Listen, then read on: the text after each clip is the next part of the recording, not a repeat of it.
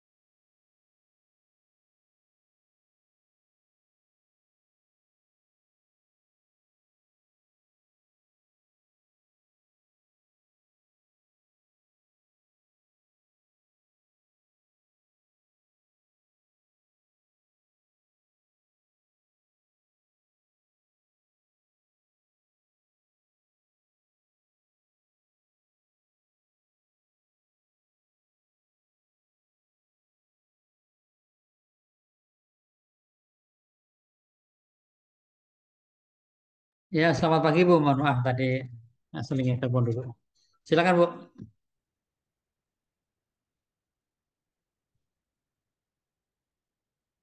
Suaranya belum ada.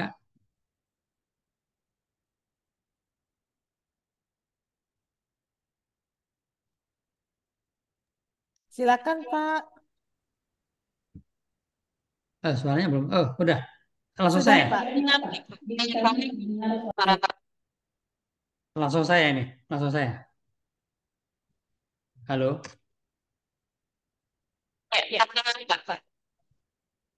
Gimana Mas? Beda langsung saya. suaranya Oke, oke, baik, baik.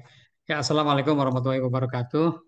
Selamat pagi, salam sejahtera untuk kita semua. Om Swastiastu, Namo Buddhaya, salam kebajikan, salam sehat dan salam semangat. Nanti Bapak Ibu, perwakilan teman-teman dari unit utama, ya dari kita mengundang dari eh, eh, P2 ya, kemudian dari Keslan, dari Kesprimkom, dari Pusat Krisis ya, baik itu dari Sedijen maupun Direktorat Teknis. Nah, Bapak Ibu teman-teman dari rumah sakit, terutama dari SPI ya, yang juga kita undang di hari ini. Kemudian Bapak Ibu teman-teman perwakilan dari WHO, dari Indonesia Toxinology Society, teman-teman dari BKPK, atau para PMO, para Katimker ya, dan teman-teman pejabat fungsional. Dan Bapak Ibu sekalian, seluruh peserta pertemuan yang saya hormati dan yang berbahagia. Pertama, marilah kita panjatkan puji syukur kehadirat Allah Subhanahu wa taala karena kita dilancarkan sehat walafiat sehingga bisa bertemu pada pagi hari ini dalam rangka bersama-sama untuk mengikuti pertemuan lanjutan koordinasi ya penanggulangan eh, eh, keracunan ya. Penanggulangan keracunan dan juga terkait dengan Question Control Center. Hal ini sebagai tindak lanjut rapat yang sudah kita lakukan kurang lebih 1 bulan yang lalu ya. Bapak Ibu teman-teman yang saya hormati, tentu saya mengucapkan terima kasih atas kehadiran Bapak Ibu semuanya yang sudah bergabung pada hari ini mengundang kami. Ya, tentunya Bapak Ibu sekalian, kehadiran Bapak Ibu merupakan komitmen bagi kita bersama untuk mengembangkan program keracunan di Indonesia. Pada pertemuan yang sebelumnya sudah saya sampaikan bahwa, mohon maaf sebentar.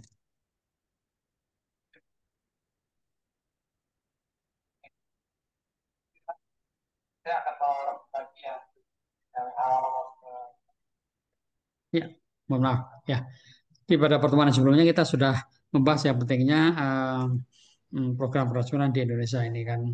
Keracunan itu ada yang alami, non alami, dan yang alami itu juga datanya belum banyak kita dapatkan ya, misalnya karena gigitan hewan berbisa, keracunan karena tumbuhan beracun ya, kemudian juga yang dari alam yang lain seperti logam-logam dari alam dan sebagainya belum banyak kita dapatkan datanya. Demikian juga yang non alami seperti dari makanan ya, kemudian dari kosmetik, dari obat dan sebagainya.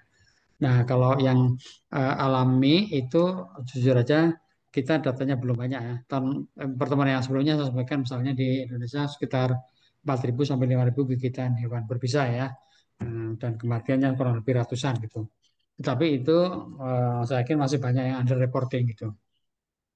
Tetapi kalau yang apa namanya karena non alami sudah lumayan baik tuh pencatatan pelaporannya. Contoh misalnya teman-teman di Direktorat Kesling itu sudah berkoordinasi dengan PHOC untuk mencatat semua kasus keracunan karena makanan ya. Contoh seperti yang terjadi saat ini di MBG, makan bergizi gratis itu kan juga beberapa terjadi keracunan. Itu tentu dilaporkan oleh Dinkes dan dicatat oleh sistem kita di SKDR dan kemudian respon. Demikian juga terkait dengan obat ya, obat itu di Badan POM juga dicatat dengan baik itu. Kemudian juga kosmetik mereka catat ya kalau ada keracunan dan sebagainya. Nah, tetapi apa namanya kita belum banyak bisa dapat data keracunan akibat pestisida ya, baik itu yang disengaja maupun tidak sengaja. Yang sering kan misalnya kita dengar berita disengaja karena eh, ingin segera bertemu Yang Maha Kuasa gitu kan, maksudnya minum pestisida gitu dan sebagainya. Nah eh, itu pun datanya Anda nggak dapat ya. Tadi yang saya bilang kita dapat dengan bagus itu adalah keracunan makanan, kemudian kosmetik dan obat ya, karena sudah ada formatnya.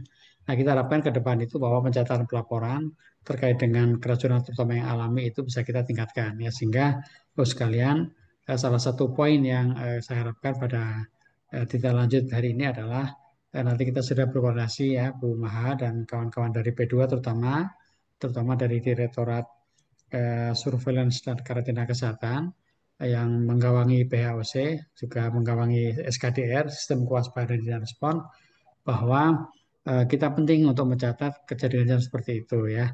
Nah, yang tadi saya sempat sampaikan keracunan makanan sudah, tetapi begitu gigitan ular, misalnya sengatan tawon, itu belum dicatat di sana. Nanti Kasar rencana akan apa namanya membuat surat ya supaya ini dimasukkan nanti tadinya seperti apa dibicarakan. Syukur-syukur bisa dibicarakan pada kesempatan hari ini. Nah, sekalian selain hal itu tentu kita juga ingin ya selain tadi apa namanya pencatatan laporan yang lebih baik, kita juga harapkan ada implementasi program di unit utama gitu. Nah, tentunya ada yang penanganan di tingkat primer, ada tingkat lanjutan ya. Kalau primer kan puskesmas. Nah, ini kita berbagi tugas, apakah puskesmas itu ditangani oleh P2 atau Kesprimkom. Kalau dulu kan contoh gigitan hewan berbisa, eh, kemudian tanaman beracun itu ada di P2 ya. Kalau saya sih masih tetap bagus di P2 ya. Karena di sana yang keracunan makanan juga di P2 di Kesling. Nah, ini nanti seperti apa supaya maksud saya berjalan. Karena PKPK itu ada punya tugas promosi, dia punya keterbatasan-keterbatasan. Kita tidak bisa eh, apa namanya misalnya membeli vaksin ya atau antidotum atau antivenom gitu kan. Nah, bisa kita melatih juga bisa harus ada implementasi program inilah yang perlu kita harapkan. Nah, jadi hari ini kita bertemu Bapak sekalian untuk membahas tindak lanjut dari pertemuan sebelumnya. Jadi kita dekatkan koordinasi satu ya. Tujuan kita satu meningkatkan koordinasi tentunya utamanya di lintas program di lingkup Kementerian Kesehatan dan juga nantinya perlu kita identifikasi faktor-faktor atau sektor-sektor yang terkait ya terkait dengan penanganan keracunan ini. Saya yakin seperti Kementerian Pertanian, Kementerian Lingkungan Hidup dan Kehutanan ya, Sekarang berbeda itu Kementerian Kehutanan sendiri, Kementerian Hidup sendiri itu juga terkait. Di samping itu tentu BPOM ya, kemudian juga kementerian lembaga lain yang tolong diidentifikasi mana yang terkait dengan hal ini, baik mulai dari upaya preventif ya, kemudian deteksi dini maupun juga penanganan dini dan juga penanganan lanjutan eh, dalam hal kasus keracunan. Maka itu tentu ini perlu kita lakukan satu melakukan koordinasi. Kemudian yang kedua, kami juga ingin apa namanya mendapatkan masukan dari Bapak sekalian terkait dengan hal-hal yang menjadi concern atau hambatan tantangan ya atau permasalahan ya dalam hal tata kelola program keracunan ini. Kira-kira apa hambatannya ya sehingga kita bisa koordinasikan karena salah satu fungsi PKPK kan kita bisa melakukan evaluasi terhadap kebijakan ya selain menyusun mengembangkan juga bisa mengevaluasi kebijakan.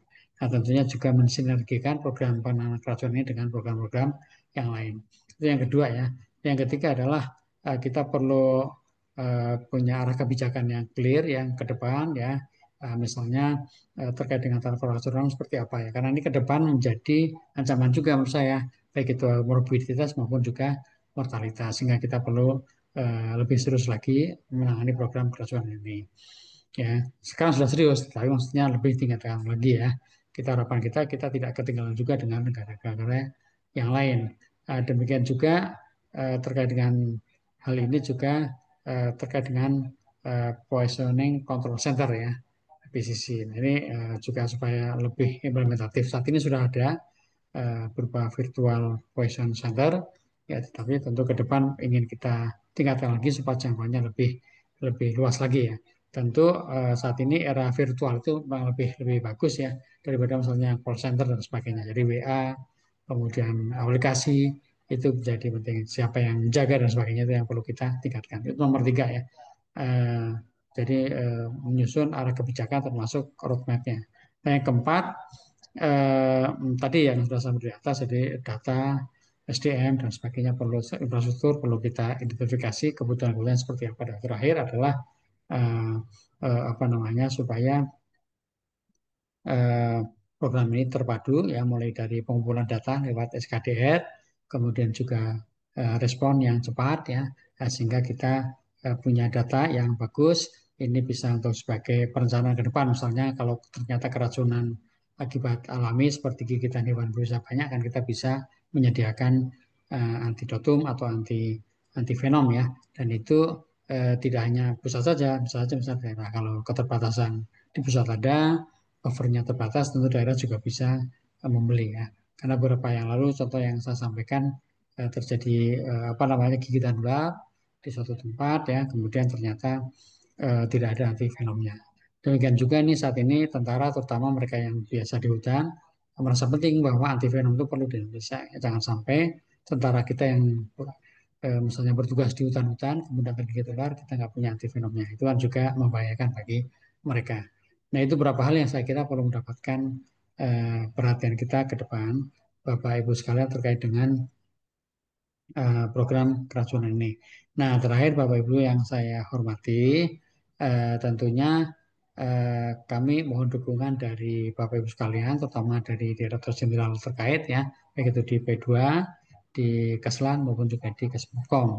Nah, krisis juga perlu karena krisis ini juga saat ini punya apa namanya pelayanan yang kedaruratan 24 jam, apakah memungkinkan positioning control center kita juga melekat di sana. Nah, saat ini kita ada di dalam bentuk virtual positioning center ya. Nah, itu Bapak sekalian beberapa hal yang ingin kami sampaikan. Nanti mohon apa namanya Bu Bu Trimarani untuk melanjutkan ya. Sekali lagi Bapak masukan dari Bapak Ibu teman-teman semua sangat penting ya sehingga kita punya katakanlah eh, eh, roadmap kebijakan untuk program keracunan ke depan.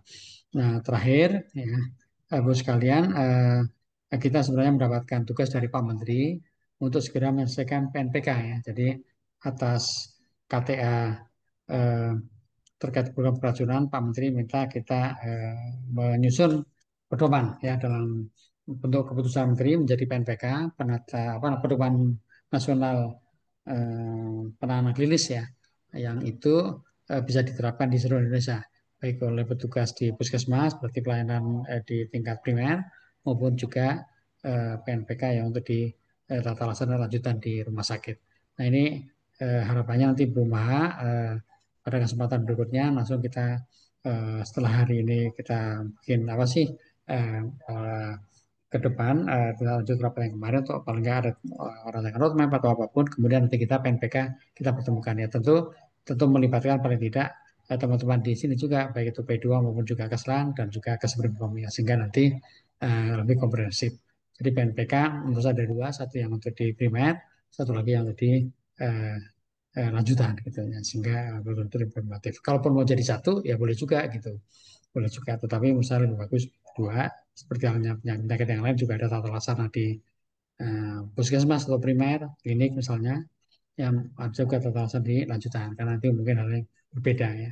Jadi seperti kasus-kasus keracunan ini, kira-kira di primer seperti apa? Primer itu berarti kan ada puskesmas, ada klinik ya, nah, maupun yang dilanjutkan yaitu di rumah sakit. Itu saja Bapak Ibu sekalian, beberapa hal yang ingin saya sampaikan. Sekali lagi tentu terima kasih atas kehadiran teman-teman semuanya, Bapak Ibu yang saya hormati, dan mohon masukan ya supaya program ini bisa terimplementasikan dengan baik. Saya Heri, bila taufik walhidayah. Wassalamualaikum warahmatullahi wabarakatuh. Waktu saya kembalikan pada teman-teman. Mbak Subaidah ya.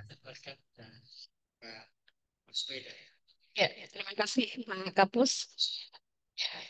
Izin Bapak kami lanjutkan acaranya. Ya, lanjutkan ya, Tapi Mbak. kan tadi dasar pada acara kita untuk pada pagi hari ini oleh Bapak Kapus Puscat SKK Sistem Informasi Kesehatan apa yang Bapak Semangat. Yaitu penyampaian hasil roadmap yang akan disampaikan oleh Kapolda Bapak Kuala Nasional Pusat SKK. Silakan beberapa orang ini bisa menyampaikan paparan roadmap. Terima kasih. Selamat pagi Bapak Ibu semuanya. Terima kasih kita sudah bertemu kembali ya. Sebetulnya janji kita tuh 1 minggu. Karena banyak libur, kita mundur jadi 2 minggu begitu ya. Hari ini kita akan sedikit membahas tentang roadmap. Kemudian nanti RTL-nya kita akan dipandu oleh Pak Doni ya Pak. Oke, nah jadi sekarang kita akan hmm, ngobrol dulu tentang roadmap-nya bagaimana sih. Nah, jadi saya ambil roadmap ini dari yang disarankan oleh WHO tentang eh, domain dari Poison Center yang sudah dibuat di dalam tahun 2021 ya oleh WHO. Nah, ini adalah gambar ketika saya berkunjung ke Ramatibodi Poison Center, salah satu poison center yang menurut saya di ASEAN adalah poison center yang terlengkap ya, karena dia punya semua tupoksi WHO itu ada 5 tupoksi kemarin yang kita bahas dalam rapat yang kemarin. Jadi untuk roadmap ini kita mempunyai beberapa hal poin penting, yaitu mulai dari tahap pertama adalah tahap penilaian dan perencanaan. Jadi kita mempunyai penilaian apakah kebutuhan nasional. Jadi kebutuhan nasional berupa identifikasi beban kasus keracunan dan kapasitas penanganan di saat ini. Kemudian analisis resiko bahan racun alami dan non-alami yang umum di negara Indonesia. Kalau di guideline itu memang bahan kimia, tetapi di Indonesia karena masalah kita ini banyak, kita golongkan dari masalah alami dan non-alami. Kemudian kita lakukan pemetaan pemangku kepentingan. Jadi nanti kementerian apa saja sih yang kita libatkan? Kementerian Kesehatan kan, lingkungan, pertanian, industri, kemudian fasilitas kesehatan rumah sakit, laboratorium, atau sektor swasta. Saya kira ini penting karena kalau kita lihat kemarin di beberapa negara seperti Prancis, dia punya ANSES, di mana ANSES itu adalah gabungan dari beberapa kementerian yang mensupport dari poison center yang dibuat di sana. Kemudian yang ketiga adalah perencanaan yang strategis, di mana ditentukan peran pusat racun dalam sistem nasional skala operasional dan sumber daya yang dibutuhkan. Tadi Pak Kapusjab, Dr. Ana sudah menjelaskan ya bagaimana sangat dibutuhkannya pusat racun ini untuk menjadi sebuah tempat integrasi dari berbagai macam masalah yang terjadi di Indonesia dari 14 item keracunan alami dan non alami kemarin. Nah, sekarang kita akan beranjak pada masalah identifikasi beban kasus keracunan ya. Jadi data yang dibutuhkan itu apa sih? Jadi data yang dibutuhkan misalnya jumlah kasus keracunan tahunan, akut dan kronis. Ini sesuatu yang susah karena selama beberapa tahun kita membuat PAGTTB ataupun saya sendiri selama hampir belasan tahun dari tahun 2012 ya 13 tahun ya untuk mendapatkan data keracunan, terutama kalau dulu saya memang di keracunan alami, gigitan ular, sengatan ubur-ubur, kemudian insekta, ya itu susah banget. Jadi kita akan memulai pendataan tadi dengan lebih terperinci ya. Jadi misalnya fasilitas kesehatan di puskesmas dan rumah sakit. Jadi datanya kita lihat di situ. Kemudian registrasi kematian. Kemudian di pusat pengendalian racun jika sudah ada. Nah, di sini karena saya sudah membuat virtual poison center, maka data dari virtual poison center itu bisa kita ambil juga. Kemudian data apa lagi? Data jenis zat penyebab keracunan. Di Indonesia memang pembagiannya terdiri atas 7 masalah alami dan 7 masalah non alami. Dan saya kira kalau nanti di perjalanannya ada penambahan, ya silahkan. Misalnya, sebetulnya kami itu hanya ada 6. Tapi di 2 tahun terakhir, saya mendapatkan sebuah masalah tentang mikroplastik. Jadi kita masukkan non-alami termasuk mikroplastik. Kemudian, saya lihat di data yang dibuat oleh BTTB di P2, data usianya sudah ada mulai anak yang kurang dari 5 tahun balita ya kemudian remaja. Nah, remaja ini bisa saja keracunannya disengaja atau suicide karena proses bunuh diri misalnya ya kemudian kerja industri atau pertanian. Nah, sebenarnya dari mana sumber data itu? Dari rekam medis rumah sakit, dari data kematian dari dinas kesehatan, dan pusat informasi racun jika ada dari virtual poison center kalau kita ya, laboratorium forensik dan toksikologi. Kemarin saya sudah menghubungi beberapa teman-teman spesialis forensik, termasuk yang di RSCM Dr. Ade, karena kami lagi mempunyai sebuah proyek untuk eh, kasus keracunan, maka saya minta teman-teman yang mempunyai laboratorium forensik dan toksikologi ini bisa membuat data. Kemudian data dari BPOM, ini terima kasih kepada BPOM yang sudah memberikannya.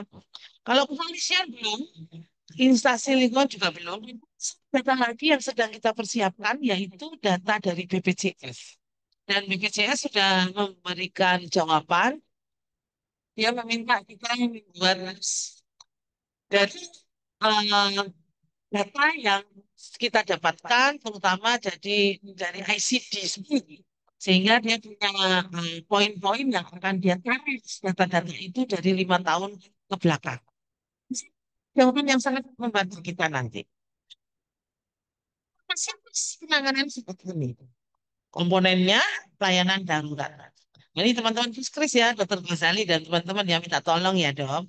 119 misalnya ya. Kalau misalnya ada di 118 saya sudah menghubungi Prof. Aryono, kebetulan guru saya juga ya. 112 misalnya yang aktif di Surabaya misalnya ya.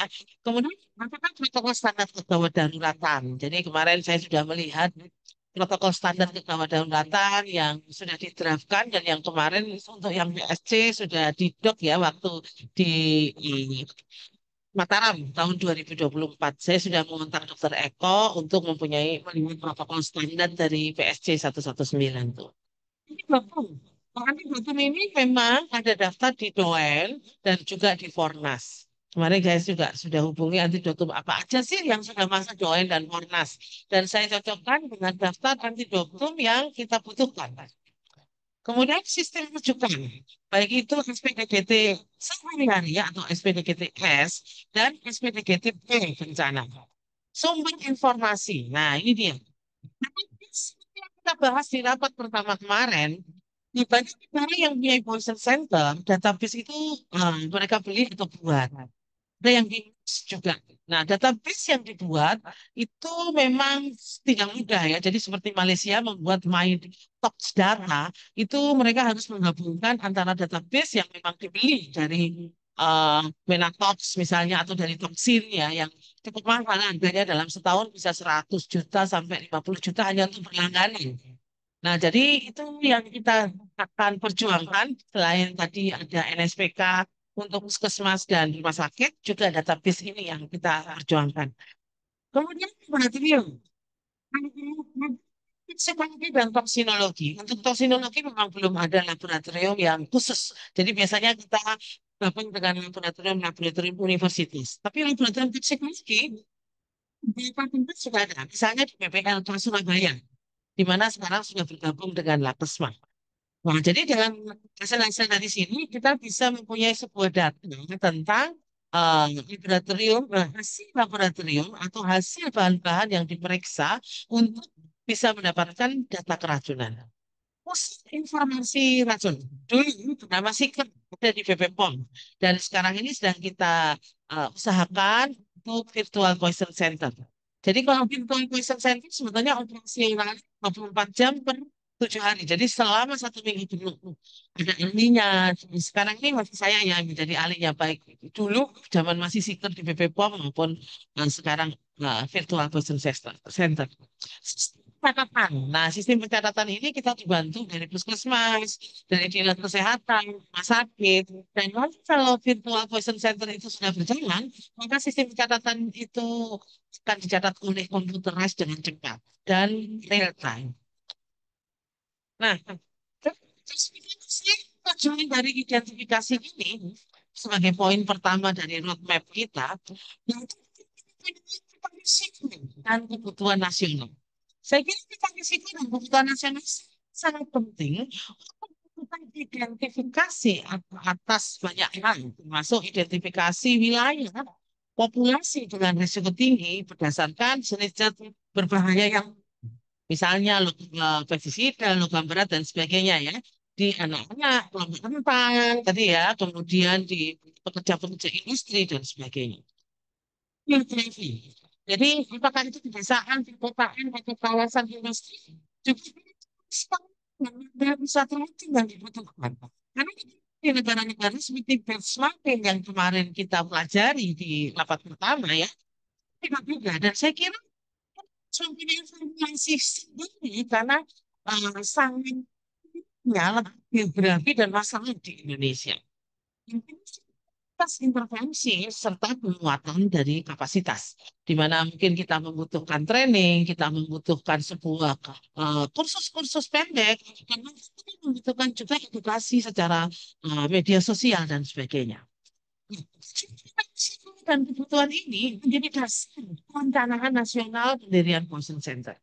Sehingga nanti kita bisa memformulasikan alokasi sumber daya, pelatihan, antidoping yang dibutuhkan, fasilitas yang dibutuhkan, ya, serta penyusunan strategi advokasi ke pemerintah dan ke donor. Lanjut ya. Nah, peta risiko. Sebenarnya peta risiko bagi kita dulu saya sudah membuat geospasial risk. Di mana dengan geospasial itu nanti hasilnya akan ada red spot. Di mana di red spot itu nanti kita intervensi yang paling kecil. Jadi misalnya red spot di kita nular di Banten. Oh ternyata di kabupaten ini, puskesmas ini, apa namanya, geografi ini RT RW ini. Sehingga dengan demikian kita bisa bukan intervensi secara maksimal. Misalnya, jika kita tahu provinsi, kita tahu risiko keracunan apa, populasi terbanyak apa, jadi kita bisa membuat sebuah strategi apa yang akan kita lakukan. Kemudian musim, misalnya apa, kota B, misalnya dari provinsi turun ya ke kabupaten kota. Kita bisa tahu risiko di sana itu terbanyak apa, populasinya terbanyak apa, dan tentu saja apa masalahnya. Misalnya masalahnya kurangnya akses ke pusat konseling, karena ini misalnya yang banyak kena di remaja dan dewasa muda. Sih kita adalah di masalah itu. Misalnya kita buat sebuah akses pusat konseling. Kita datangkan psikolog misalnya di puskesmas atau di dinas kesehatan, sehingga ada event itu mana mereka bisa mendapatkan sebuah pelayanan pada masalah utama risiko di kabupaten kota itu. Nah, jadi dengan demikian kita bisa memberikan sebuah data-data termasuk investigasi lingkungan kalau ternyata di sana ada masalah-masalah lingkungan. Nah, jadi ini ya kebutuhan penanganan. Misalnya kemudian sih Maluku itu distribusi botolnya susah karena mereka sering pulang untuk hal itu misalnya ya. Kemudian untuk Papua, Papua tidak akses oleh transportasi transportasi publik. Nah, kita bisa membuat sebuah strategi, misalnya menggunakan drone seperti yang pernah saya rencanakan di tahun 2019 untuk mengirim antidotum terutama di antidotum gigitan ular ya, terutama di daerah wilayah Kepulauan Seribu.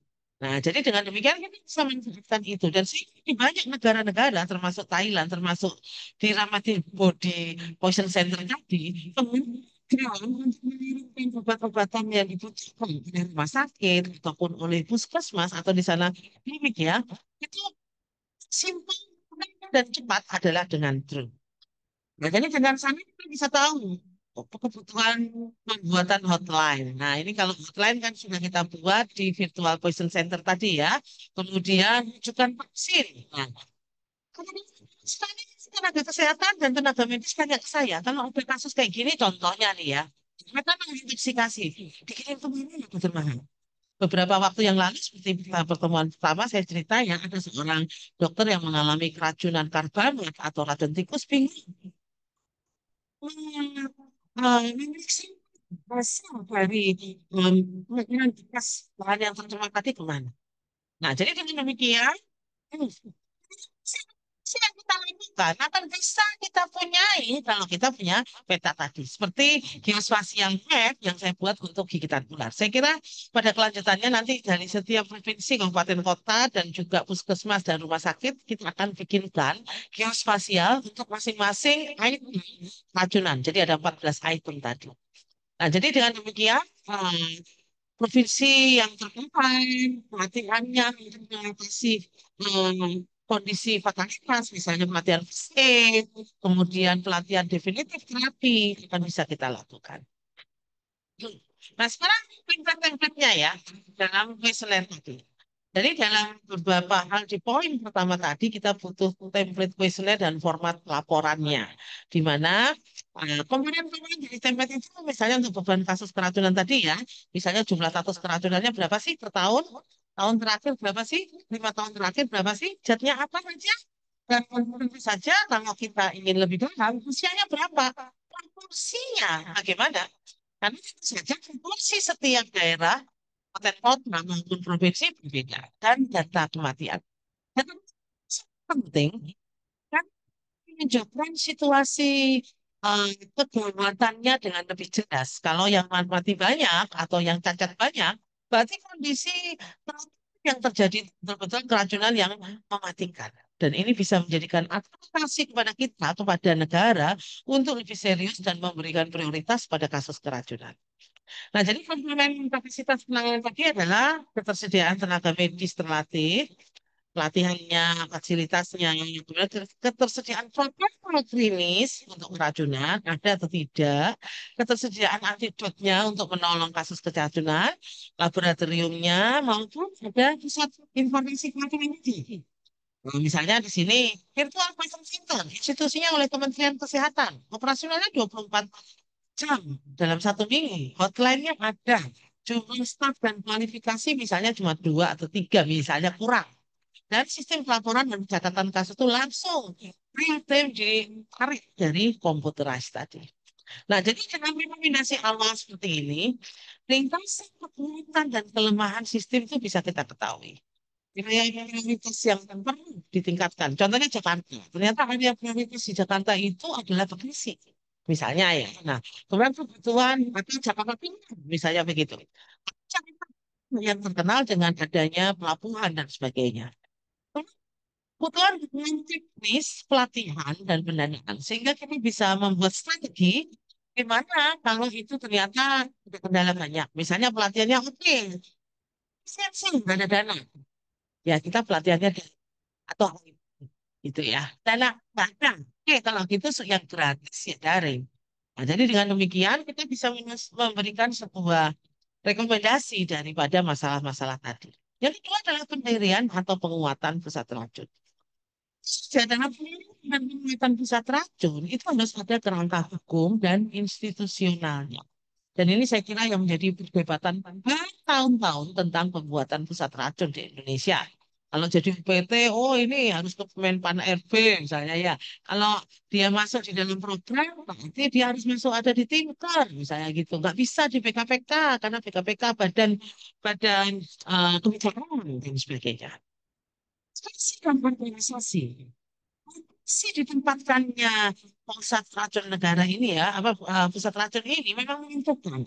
Dia dibuat di ibu kota negara, persis yang di ibu kota negara dan dibuat di provinsi-provinsi saking ini mereka berada di dekat kasus-kasus itu.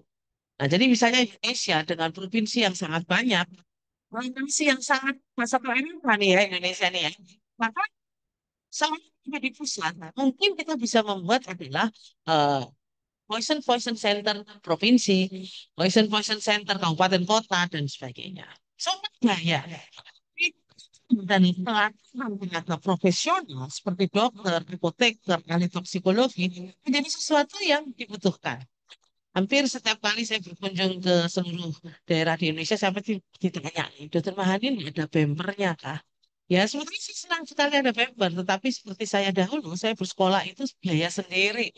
Dan ketika saya sudah menjadi ahli, ya ada yang bayar juga selain gaji PNS ya. Nah, jadi kalau itu dilakukan pribadi seperti saya merekrut orang, tentu saja sangat berat. Tapi jika itu dilakukan oleh negara dengan eh, poin pada roadmap kita sebagai poin sumber daya tadi, maka bemper-bemper saya akan dengan cepat ada dan itu akan memudahkan kita melakukan pelayanan. Nah, kemudian sistem informasi dan surveillance. Seperti yang kita bahas di kemarin, teman-teman sudah mengetahui bahwa kita mempunyai sebuah sistem um, surveillance dan sistem informasi untuk keracunan ini, dan kita berharap itu memberikan dampak yang besar si kasus-kasus keracunan. Misalnya toxikovigilance.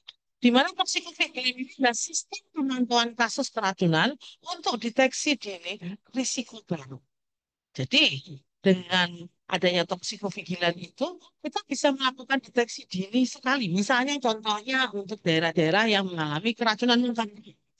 Misalnya kayak kemarin saya keliling ke Sulawesi Selatan, Sulawesi Tengah, Sulawesi Tenggara ya, untuk melihat keracunan nikel yang sekarang menjadi satu isu yang besar dan jarang sekali ada datanya.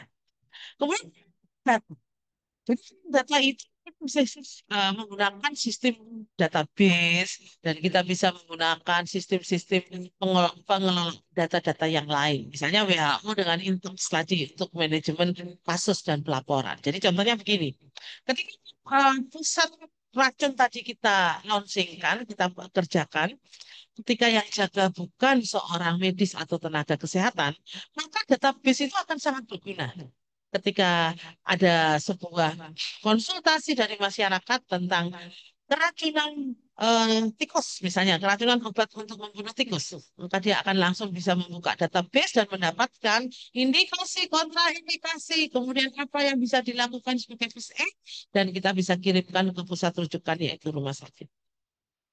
Jadi masih ini standar sistem pelaporan kasus dan berbagai data dengan otoritas kesehatan itu ada standar nasional dan dari WHO. Dan untuk pelayanan dan respon, misalnya konsultasi 24 jam per satu minggu itu, maka kita bisa bikin hotline. Yang sekarang yang sudah berjalan adalah virtual poison center. Serta tenaga medis terpakai untuk penanganan keracunan. Kita bisa bekerja sama dengan PSC 119, 118, 112, ataupun call center yang lain. Serta pedoman klinis dan antidotum. Nah, ini sudah ada, di mana di buku pedoman yang dibuat oleh BKPK di tahun 2024 dan launching 2025 tentang protokol penanganan keracunan alami dan non-alami dan serta penyediaan antidotumnya itu ada di mana. Dan kemudian siap-siagaan darurat.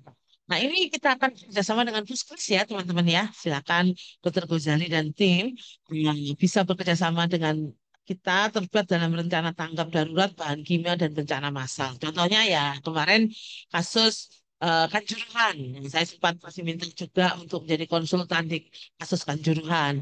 Kasus Cianjur, di mana terjadi metanol intoksikasi ya. Atau beberapa kacang keracunan makanan dan minuman. Jadi, untuk yang kelima, poin dari roadmap ini adalah peningkatan kapasitas dan jadi pelatihan dan pendidikan menjadi poin utama. Di mana program pelatihan berkelanjutan ini untuk tenaga kesehatan teknis. Contohnya nih, dokter umum, ada basic, ada advance. Untuk dokter spesialis, ada basic, ada advance. Kemudian untuk masyarakat, ada basic, ada advance, dan sebagainya. Sehingga ini berkelanjut. Buat sebuah dasar yang bagus untuk nasional. Di pendidikan baik sebagai tenaga medis maupun tenaga kesehatan ya tenaga medis dokter dan dokter spesialis tenaga kesehatan misalnya farmasi perawat bidan kemudian sanitari dan sebagainya dan masalah keracunan ini dengan jelas dan detail seperti dokter spesialis saja kita tahu di buku-buku kita hanya satu lembar itu fine. Dan itu hanya untuk keracunan gigitan ular misalnya ya atau metanol intoksikasi botulinum dan sebagainya. Jadi dengan adanya sebuah rencana pelatihan terstruktur dari buku pedoman tadi, maka bisa dibuat sebuah program pelatihan keracunan yang berkelanjutan. Regional dan global. Ini pun sudah kita jalankan. Kita sedang berproses dengan beberapa kemitraan. Misalnya yang dibantu oleh WHO, yaitu dengan Poison Center Antibody eh, Thailand. Dan juga yang sedang kita ajukan dengan Perancis misalnya ya nanti kan Presiden Perancis akan datang tuh beberapa hari lagi tanggal 27 sampai 29 ya.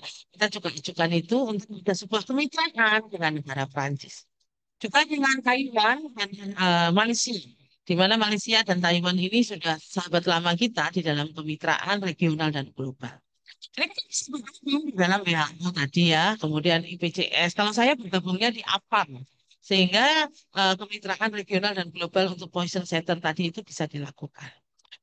Data dan fakta yang baik. Misalnya di banyak event internasional, contohnya apa? Kita mempresentasikan kasus-kasus di Indonesia dan kita mendapatkan masukan-masukan dari banyak tingkat internasional yang lain. Misalnya ketika saya bercerita tentang kasus gigitan ular di Indonesia pada tahun 2019, tahun 2021, dan di tahun 2022 di Abu Dhabi di mana menyebabkan sebuah akses yang sangat besar. Salah satunya adalah ketika saya memberitahukan bahwa dalam kondisi pandemi ini, tidak ada antidot atau antivenom itu, khusus antivenom bisa disiasati dengan memberikan expired antivenom dengan syarat-syarat tertentu. Dan itu akhirnya menjadi sebuah oral presentasi dan poster presentasi yang sangat direspon oleh banyak negara. Nah, prinsip kebijakan dan keberlanjutan. Di mana prinsip pusat racun dalam sistem tanggap darurat nasional itu sangat dibutuhkan. Misalnya virtual poison center sedang kita usahakan untuk bisa berintegrasi dengan satu sehat. Kemudian identifikasi sumber pendanaan yang berkelanjutan. Contohnya dari negara, kemudian dari APBN, dari APBD, kemudian dari negara-negara donor, dari filantropi, ya, dari ada beberapa negara donor dan filantropi yang mengajukan donasi kepada kita. Contohnya negara French Guyana lewat presidennya yang menjanjikan untuk riset pengembangan antivenom. Tapi untuk beberapa yang lain, ini saya sedang mengajukan kepada Welcome Trust untuk tentang antivenom dan juga transportasi antivenom tadi. Ini ya edukasi masyarakat tentang pencegahan keracunan. Sebenarnya dengan kami, teman-teman dari BPJS itu ya di tahun 2022 dan 2000 sampai 2024 sudah bekerja sama dengan kami dengan saya ya untuk membuat banyak media mulai dari video-video yang diakses di dalam YouTube, dalam TikTok, Instagram ya tentang beberapa keracunan alami, misalnya gigitan ular, dan juga yang kemarin itu adalah tumbuhan dan hewan insekta. Nah, jadi iman balik dan juga berbagai macam edukasi-edukasi di masyarakat. Nah, jadi kolaborasi Dengan Unity Body Poison Center adalah salah satu kolaborasi global dan nasional, apa regional, ya.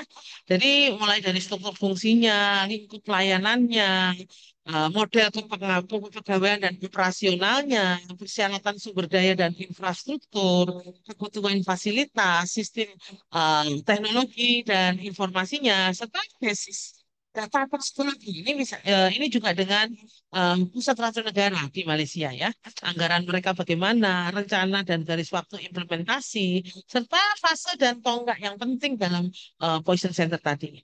Apa tujuan jangka pendek dan jangka panjang dari mereka, serta keterlibatan pemangku kepentingan, kemitraan pemerintah, rumah sakit, dan masyarakat. Nah, jadi dengan demikian, sebetulnya Ramati Body ini sudah memberikan banyak penawaran. Salah satunya di bulan-bulan depan tuh ada penawaran untuk kita bisa hybrid sebuah webinar tentang penanganan kasus-kasus keracunan, baik alami maupun non-alami, dengan Ramati Body. Kemudian ada kolaborasi juga dengan Pusat Racun Negara yang menawarkan sebuah training untuk staf dari Poison Center jika itu ada. Dan juga dari Taiwan Poison Center, di mana Taiwan Poison Center di Taipei itu menawarkan 6 orang staff dari Poison Center. Jadi Poison Centernya harus ada dulu, ya, untuk mereka training selama 6 bulan gratis dari dana pemerintah Taiwan. Jadi sebenarnya kalau kita membentuk Poison Center ini sudah banyak sekali support system yang sudah bersedia untuk menolong kita. Nah, ini adalah Ramity Body Poison Center. Kita lihat bagaimana alur model dari pemberian antidot, dan ini adalah display dari macam-macam racun yang apa antidot dan racun yang ada di negara mereka. Mereka juga memiliki sebuah riset dan produksi deteksi para kuat, dan saya sempat diberi donasi untuk deteksi para kuat, di mana deteksi ini dibuat bekerjasama dengan WAU juga, ya, dan juga Universitas Mahidol. Dan di dalam antibody poison center itu ada stok antidot dan antivenom. Di sini Anda bisa melihat ini antivenom polineuro, kemudian ini ada beberapa antidot, misalnya N-asetilcysteine dan sebagainya. Dan pusat informasi seperti yang kemarin di Pusat Racun Negara di pertemuan kita yang lalu, ya. Pusat informasi di mana di sini ditunggu oleh beberapa orang yang jaga. Dalam shift jaga itu ada tiga kali, ya. Jadi pagi, siang, dan malam, di mana diisi oleh seorang dokter spesialis toksikologi, kemudian dan toksinologi, ya. Jadi seorang spesialis emergency untuk clinical toksinologi tadi. Kemudian ada perawat yang akan bisa memberikan panduan untuk asuhan perawatan. Kemudian farmasi dan juga ada di situ IT. Jadi setiap jaga itu 4 orang. Sehingga dengan demikian, semua masalah-masalah itu bisa dikupas dari segi medis, dari segi asuhan keperawatan, dari segi farmasi, dan tentu saja tentang IT-nya. Terutama IT adalah kalau diperlukan beberapa pengisian di dalam form untuk mendapatkan informasi, seperti untuk database tadi. Demikian presentasi saya tentang apa saja sih yang bisa kita lakukan untuk mengawali tupoksi dan fungsi dari Poison Center ini.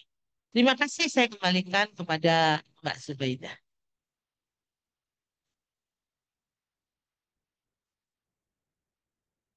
Ya, terima kasih Ibu Raha. Tadi telah kita dengarkan paparan dari dengar daripada masih berada di Persu ataupun yang saat ini berada di ruang karena yang itu merupakan pembacaan dan diskusi lebih menggunakan dengan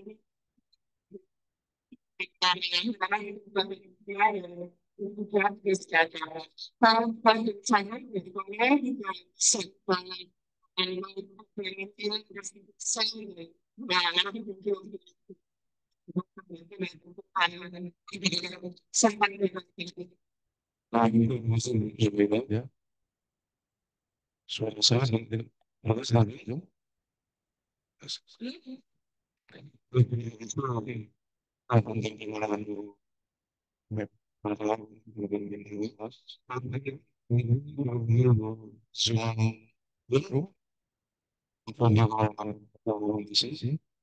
benar-benar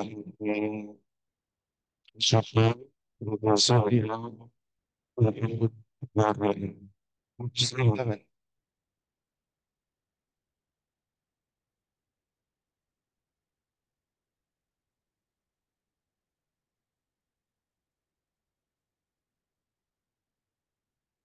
kalau tahun ada gangguan mungkin izinkan saya memancing sedikit berbeda ya nanti terhapus tentang nasib melakukan satu menyusun dan kita lain sama cuman dan fasilitas sebelumnya memang bisa berlanjutan. Di sana ada juga pilihan dari standar polisi. Kita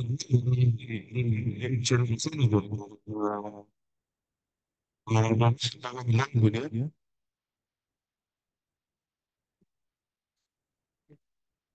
terus putus ya. Halo,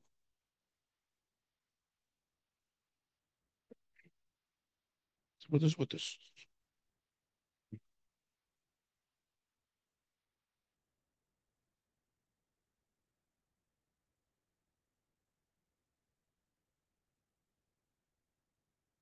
Terus,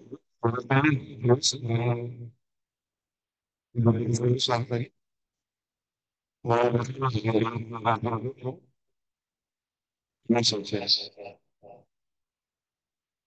karena sampai lagi memang sebelum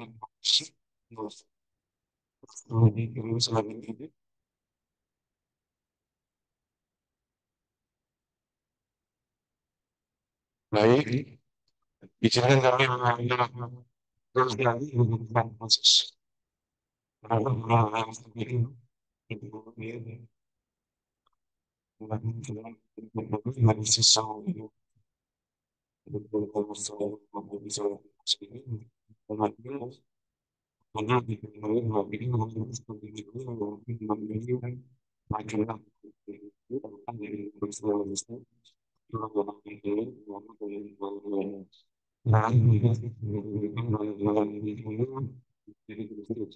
Dalam sesuatu yang dalam sesuatu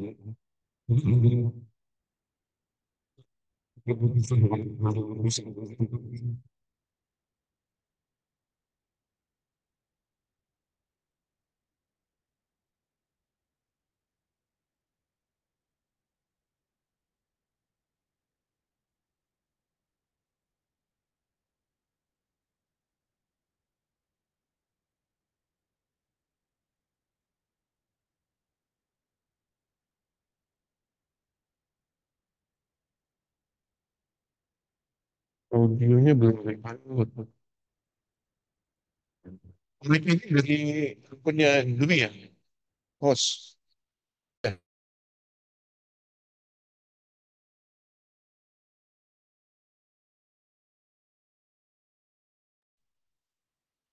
Ibu kita Setiawati. Terus kakak ini maksudnya dari survei.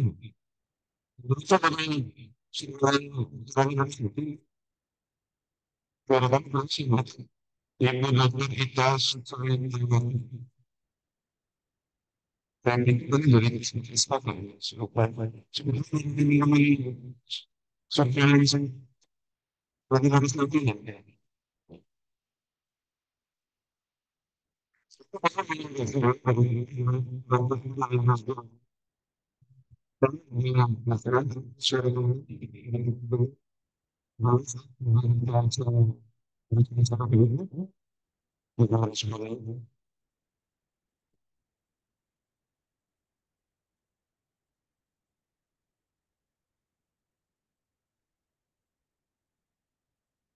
No respond. Oh, iya, iya. Iya, kasih, kasih.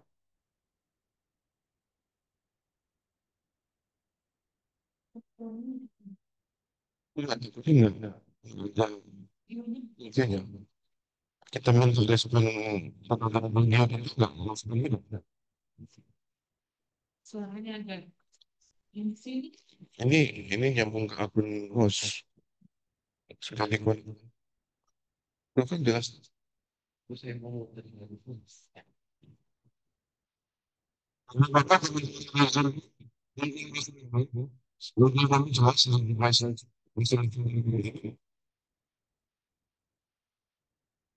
Suaranya masih tidak jelas, katanya Bu Agri. Siapa? Bu Agri kayaknya sering kesini aku agak jelas. Terus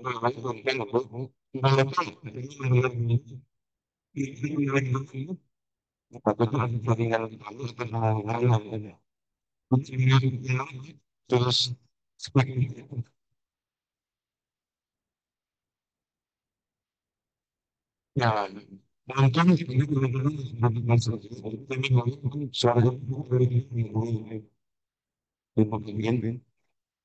terus saya chat ya.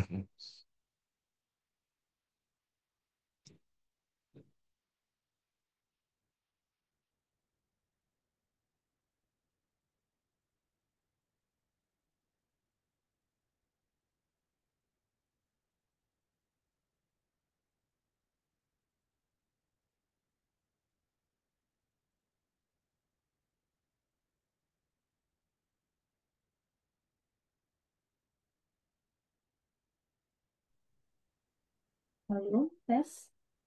Cukup jelas tidak, Pak? Tadi sih ketika Dokter Maharani apa namanya berbicara sih jelas ya.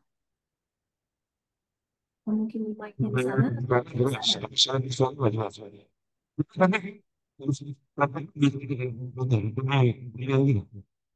Soalnya harus saya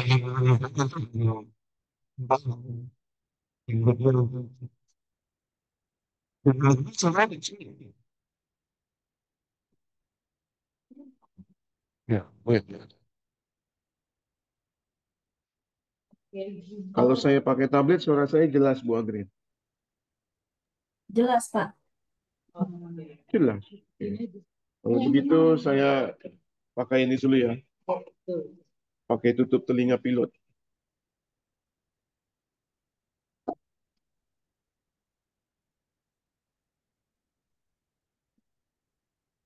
Berarti ini hanya untuk nyanyi. Rumah tadi begini. Iya, pakai prioritas. Prioritas. Sama si dedek bayi. Kelas bisnis, Pak.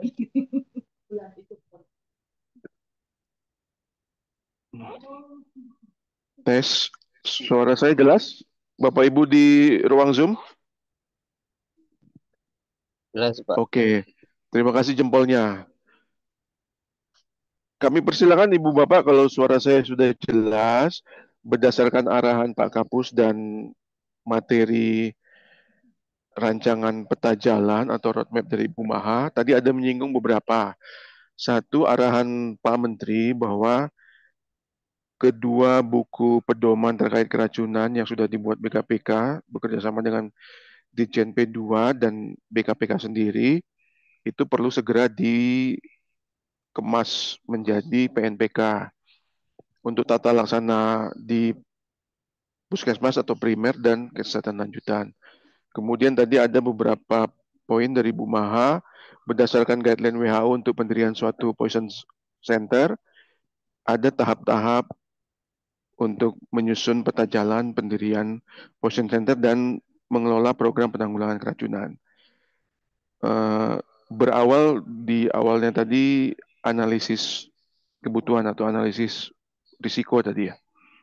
Kami mohon komentar dari Bapak Ibu, mungkin yang terkait standar dari Ibu Dian di standar klinis, kemudian integrasi dalam sistem tanggap darurat mungkin dari Pak Gosali di pusat krisis.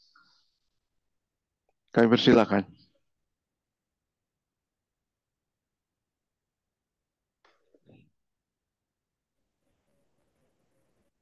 Silakan Ibu Dian, sudah open mic. Halo. Suaranya belum Iya, stabil, Bu. iya. Silakan. Saya dengar. Masih Oh, iya, putus-putus, iya. Ibu.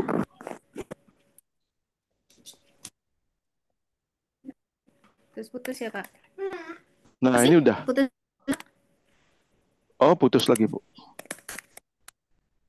Oh iya, baik. Ya, lagi gangguan ini sinyalnya bad connection. Apa sudah terdengar jelas, Pak? Terdengar jelas. Oke, Bu, Ya, diteruskan aja. Nanti kami kasih tahu kalau putus. Lanjut, Ibu. ya, ya. Bapak, saat ini saya selaku PIC dari sedang menyusun PNPK tata laksana keracunan timbal, Pak. Bersama dengan tim Bu Tri juga, ini ada Bu Tri ya. Jadi menurut tadi kata Pak Nas tadi bahwasannya nanti mau ada NSPK di tingkat FKTP maupun kesehatan lanjutan. Nah, apakah semua jenis keracunan ini akan konsepnya bagaimana ya Pak? Apakah mau dijadikan satu PNPK keracunan untuk berlaku seluruh kasus keracunan atau dipilah satu-satu seperti itu Pak? Karena kan nggak mungkin semua kasus ini mau kita jadikan PNPK ya Pak ya. Mengingat syarat pembuatan PNPK itu kan ada high cost, high volume, high risk seperti itu Pak. Jadi tidak semua setiap kasus bikin PNPK, setiap ada kasus bikin PNPK. Mohon arahannya Pak dari Bapak dan maupun dari Bapak Ibu yang hadir pada Zoom hari ini. Terima kasih. Ya, Baik, terima kasih. terima kasih, Bu Dian. Kami persilakan Bu Maha. Ya, terima kasih Pak Doni ya dan Bu Dian. Betul Bu, jadi karena arahan Menteri Kesehatan dari buku pedoman yang kami ajukan sebagai NSPK kemarin, maka kami akan membuat NSPK untuk pelayanan di puskesmas dan di pelayanan lanjutan di rumah sakit. Jadi NSPK yang kita buat kemarin timbal, saya ikut juga rapat kemarin ya Bu ya, itu akan kita masukkan juga di dalam tata laksana logam berat. Karena di logam berat itu kan bukan hanya timbal ya. Saya perinci itu kira-kira ada 10 masalah kesehatan yang ada di Indonesia dan memang masih ada sisanya yang tidak ada data. Misalnya nikel tadi yang saya ceritakan tadi. Nah, jadi dari 10 logam berat yang sudah kita dapatkan ada kasus, termasuk di dalamnya timbal. Nah, kami akan masukkan, meskipun memang untuk fatalisasi untuk timbal itu kan angkanya masih kecil ya Bu ya dibandingkan dengan logam berat yang lain, misalnya merkuri begitu. Tetapi akan tetap kita masukkan dan kita nanti akan melihat hasil NSPK timbal itu, kemudian kami akan meminta izin untuk mengintegrasikan dari NSPK timbal tadi bersama dengan logam berat lainnya. Begitu Bu Dian kira-kira. Terima Ya, kasih Bu baik Bu Maha. Putri. Dengan kata lain berarti Gimana Bu Dian? ya, dengan kata lain nanti berarti kan kalau di kita yang sedang kita susun itu tata laksana klinisnya ya Bu ya. Betul, Jadi saya kalau juga saya tata lihat laksana dari klinisnya. usulan dari oh iya usulan yang kemarin masuk ke kami ke tim standar klinis itu banyak kegiatan-kegiatan program sebetulnya kayak apa cakupan-cakupan kasus-kasus di berbagai daerah provinsi terkait dengan angka keracunan timbal, kadar timbal darah dan sebagainya. Dan mungkin ada beberapa yang memang kita tidak perlu gitu data-data tersebut gitu kan, tapi lebih pada tata laksana klinis baik itu di FKTP maupun di kesehatan lanjutan seperti itu Bu. Iya, Nah, betul. nanti kalau Jadi apakah nanti akan disusun NSPK keracunan yang tadi salah satunya ada timbal masuk juga, bagaimana dengan kelanjutan keracunan timbal yang sedang kita susun ini Bu? Gitu. ya, kalau untuk timbal kan memang lebih spesifik ya Bu ya. Sedangkan Iya, kami kan oke. diminta untuk semua. Jadi kami itu ada mungkin kalau Bu Dian ikut di rapat pertama Bu Dian ikut atau tidak ya Bu ya? Enggak ikut Oh, Bu. gitu ya. Jadi begini Iya, Bu. Jadi ada 14 item keracunan alami dan non alami. Nah, baik. untuk keracunan non alami itu 7 item, Bu, termasuk logam berat. Tapi logam berat itu ada sangat banyak itemnya yang kami temukan dengan angka terbanyak kejadian di Indonesia ada 10, termasuk timbal. Nah, jadi kalau di kami nanti adalah tata laksana keracunan logam berat pada umumnya. Oh, Kemudian oke baik. secara spesifik nanti kami ambil dari tata laksana LSPK yang Ibu buat untuk yang timbal. Begitu. Jadi memang Iya. kami tidak spesifik yang timbal khusus seperti yang Ibu buat gitu, tetapi kami secara Oke. umum tata laksana keracunan logam berat. Keracunannya. Ya, nanti ada A, B, C, D, E, Ya, F, G begitu kan. Nah, nanti ada yang untuk timbal, ya. saya izin untuk memasukkan dari NSPK yang kita buat begitu. Oh, baik. Ya, terima kasih penjelasan Putri. Sama-sama, Bu Dian. Nanti mungkin kalau kita berproses untuk pembuatan NSPK Puskesmas dan rumah sakit, nanti Ibu kita undang juga. Begitu ya. Iya, terima kasih Putri. Untuk yang Sama-sama. timbal juga rencana tanggal 26 ini Bu. Kemarin sudah ngomong dengan Dokter Ana Oh, siap, jadwal siap. selanjutnya. Siap, Ya, siap, terima siap. kasih Terima Putri. kasih. Ya. Terima kasih Bu Dian, Bu Maha. Silakan Bapak Ibu yang lainnya. Pak Gozali, silakan.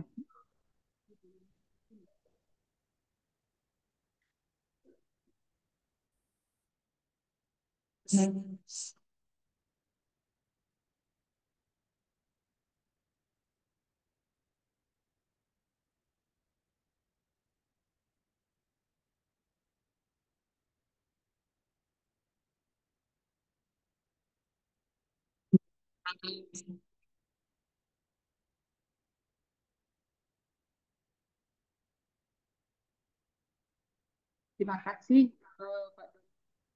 Selamat siang, Bapak. Ini ada putus-putus.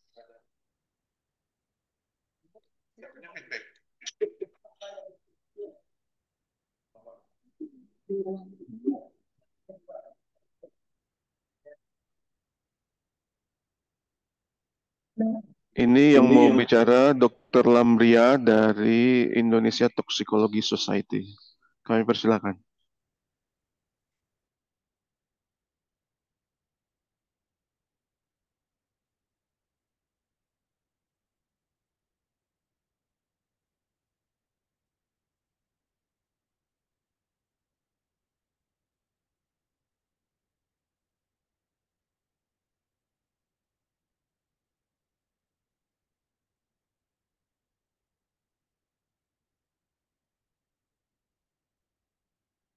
Saya mau menanggapi tentang keracunan timbal ini ya. Jadi saat ini kan sedang disusun regulasi ya katanya tadi ya untuk penanganan di FKTP maupun di FKTL. Nah, kalau kita lihat kan sekarang ini sebenarnya memang timbal itu ya sering membuat kalau kita lihat kasus-kasus seperti untuk anak-anak yang autis itu ya, kalau saya lihat itu rata-rata mereka karena keracunan timbal itu. Artinya mungkin hal ini disebabkan oleh keracunan waktu ibu hamil. Nah, apakah hal ini perlu dibuat suatu pedoman ya di FKTP pada saat ibu hamil eh, kira-kira bisa nggak ya dideteksi kadar timbalnya di waktu masa kehamilan itu supaya bisa diwanti-wanti untuk penularan, bukan penularan ya, untuk mempengaruhi kondisi anak atau janinnya. Karena kan kalau kita lihat sekarang ini kan anak-anak yang autis itu ya, kalau saya lihat itu sangat banyak ternyata. Ya, kalau kita lihat itu rata-rata mereka itu memang eh, keracunan timbal paling tinggi. Itu kadar timbalnya itu kalau dicek di darahnya mereka itu bisa sampai 10 kali dari normal. Jadi memang kalau kita tanya dokter-dokter yang menangani anak-anak autis itu, kemungkinan itu dari pola makan dari ibunya atau keterpaparan dengan zat-zat kimia itu yang menyebabkan anak itu menjadi autis itu. Nah, ini jadi menurut saya ya perlu jadi perhatian juga ya bagi kita karena anak itu kan sebagai generasi bangsa ya. Nah, artinya kalau kita ini sepertinya seperti kondisi atau penyakit yang jarang. Artinya kan rare disease ya. Tapi yang bisa disebutkan itu seperti terabaikan. Nah, termasuk untuk pembiayaan kalau anak itu jadi autis, itu kan sebenarnya membutuhkan biaya yang sangat besar dalam pengobatan, dalam terapinya. Tapi sebenarnya kalau di BPJS sendiri pun tidak menanggung hal ini gitu. Nah, saya rasa mungkin ini perlu kita pertimbangkan untuk membuat suatu regulasi seperti apa penanganan untuk kondisi ini. Seperti itu. Terima kasih.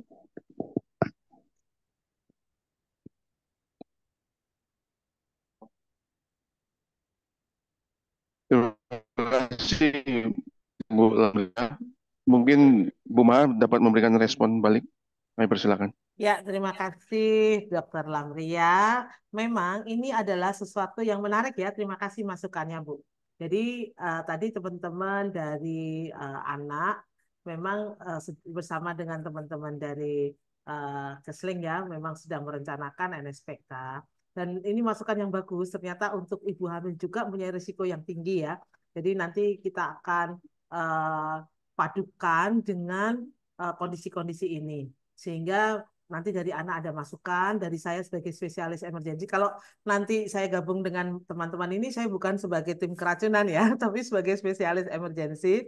Nah, nanti kita bisa bantu juga untuk tata laksana pada dewasa, kepada kondisi ibu hamil dan sebagainya. Terima kasih Bu Ramlia. Karena memang sebetulnya tim keracunan ini kan berawal dari begitu banyaknya masalah fatalitas dan morbiditas yang tidak tercatat. Jadi ini istilahnya itu adalah neglected case gitu ya Bu ya, terabaikan. Nah, saya kira masalah timbal pada ibu hamil juga masalah-masalah yang kadang juga terabaikan. Terutama maafkan ya untuk teman-teman yang profesional di bidang obstetrik ginekologi, kan kadang-kala kita tidak melakukan sebuah pemeriksaan dalam sampai pada keracunannya gitu ya Bu Lamia. Jadi memang ini masukan yang bagus. Terima kasih Dr. Lamria dari Indonesia Toxinology Society. Silakan Pak Doni lagi. Silakan. Terima kasih Bu Maha, Bu Lamria. Kami persilakan Bapak Ibu yang lainnya. Tadi kita sudah mendiskusikan dari Ibu Dian terkait arahan Menkes untuk menindaklanjuti penyusunan PNPK. Tapi sebagai info Bapak Ibu ya, mungkin rapat kita tindak lanjut berikutnya kita perlu melibatkan teman-teman segera ya dengan teman-teman Biro Hukum. Karena memang amanat PNPK ini turun di PP 28. Saya lupa pasalnya. Di pasal yang memuat norma tentang standar pelayanan kesehatan, Menteri Kesehatan itu ada 2 amanah untuk menerbitkan standar pelayanan kesehatan nasional dan pedoman nasional pelayanan klinis. Nah, yang kita bahas ini baru PNPK-nya. Tadi memang ada tercetus diskusi ya dari Budian, teman-teman Starklin, untuk masing-masing aspek logam berat, salah satunya timbal, nanti akan terus berlanjut ya. Kemudian dari informasi Bu Maha, secara umumnya nanti akan disusun juga. Nah, ini kita butuh kejelasan. Karena ini sama-sama mengusung konteks PNPK, nanti dari sisi regulasinya, ini bagaimana? Kita perlu pertimbangan dari PNPK. Karena amanatnya hanya 2 menteri itu, SPKN dan PNPK. Kalau PNPK nanti ada 2 cabang, itu bagaimana? Ini catatan mungkin ya, karena nggak ada teman-teman Biro Hukum di sini. Teman-teman Puskris, teman-teman WHO, atau teman-teman P2, kami persilakan. Ini tadi ada esensi pokoknya itu terkait kebutuhan data. Bagaimana BKPK sudah bersurat, mungkin belum masuk suratnya ya, permintaan BKPK agar ada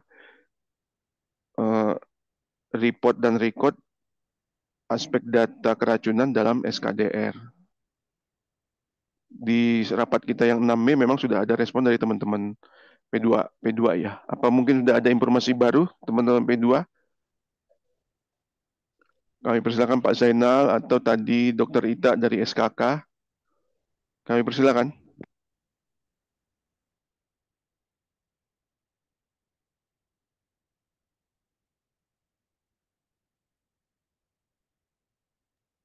Ya, izin Pak Doni, Gozali, Puskris.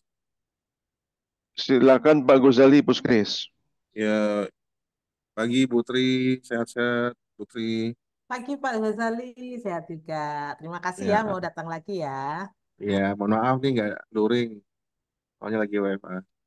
Jadi gini, kalau terkait dengan data, kebetulan kalau kami untuk kejadian eh, keracunan eh, untuk eh, ini kan biasanya wabah ya. Nah, sorry, bukan wabah, KLB ya. Nah, KLB itu kan biasanya udah ditangani oleh teman-teman P2.